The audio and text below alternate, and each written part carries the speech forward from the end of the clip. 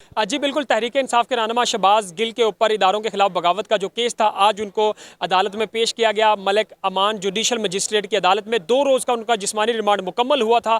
जब अदालत पेश किया गया तो आज के केस में बड़ी पेशरफ्त ये हुई है और बड़ी कामयाबी है तहरीक-ए-इंसाफ के वकला की, वो ये है कि शहबाज गिल को आज जुडिशल कर दिया गया है। जो हुकूमत के प्रोसिक्यूटर थे राजा रिजवान अब्बासी, उन्होंने जो दरख्वास्त की थी, इस्तदा की थी 7 रोज़ा जिस्मानी रिमांड की, उसको मुस्तरद किया गया अदालत की जानिब से और अब शहबाज गिल को अडयाला जेल मुंतकिल करने का हुक्म दिया गया है। और इस समात का अहवाल भी मैं आपको बता देता हूँ। सुबह जब शहबाज गिल को यहाँ पे लाया गया तो सख्त सिक्योरिटी में उनको अदालत में पेश किया गया।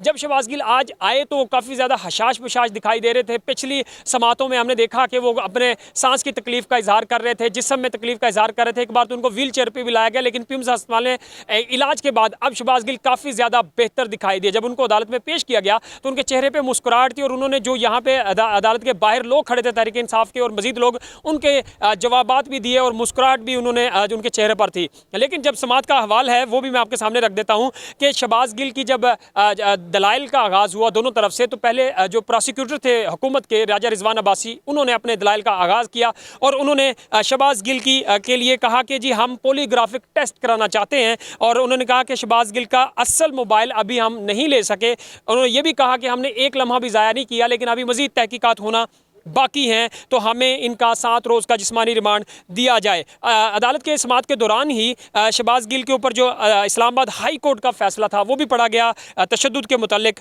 और फिर जो जुडिशल मजिस्ट्रेट थे मलिक अमान, उन्होंने कहा कि क्या एडिशनल सेशन जज ने कोई रास्ता छोड़ा है कि मैं मज़ीद 48 घंटे का जिस्मानी रिमांड दे दूँ।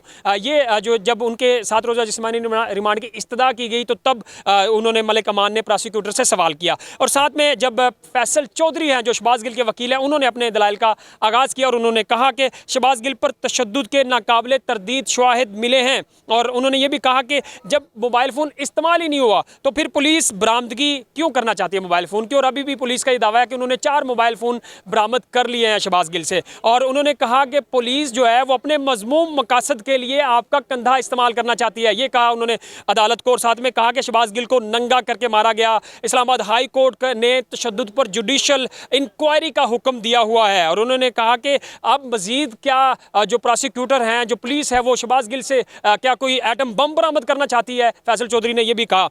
और दोनों तरफ से जब दलाइल मुकम्मल हुए तो हाई कोर्ट के ये जो मलिक अमान था जुडिशल मजिस्ट्रेट, उन्होंने कहा कि हाई कोर्ट के तशद्दुद पर इंक्वायरी का हुक्म है, हाई कोर्ट ने दिया हुआ है, अगर मैं मजीद जिस्मानी रिमांड दे देता हूं तो फिर इसका सब पर क्या असर पड़ेगा। तो फैसला महफूज किया गया। वो फैसला बाद में जब सुनाया गया तो अदालत ने उनका जो जिस्मानी रिमांड की इस्तदा थी उसको मुस्तरद किया और अब शहबाज गिल को जुडिशल करके अडयाला जेल मुंतकिल करने का अहकाम दिए गए हैं। तहरीक इंसाफ के रहनुमा यहाँ पे पहुँचे थे, उस्मान डार थे, इसके अलावा अली नवाज अवान थे, जो है सेनेटर फैसल जावेद थे, मुराद सईद थे, शेख रशीद भी यहाँ पे पहुँचे। तो वो यहाँ पे आए थे लेकिन उनको कमरा अदालत जाने नहीं दिया गया। वो फिर वापस यहाँ से रवाना हो गए। पुलिस की सख्त सिक्योरिटी के इंतजाम थे। तो आज की समात में ये कहा जा सकता है कि शहबाज गिल के वकला को जो है कामयाबी हासिल हुई है।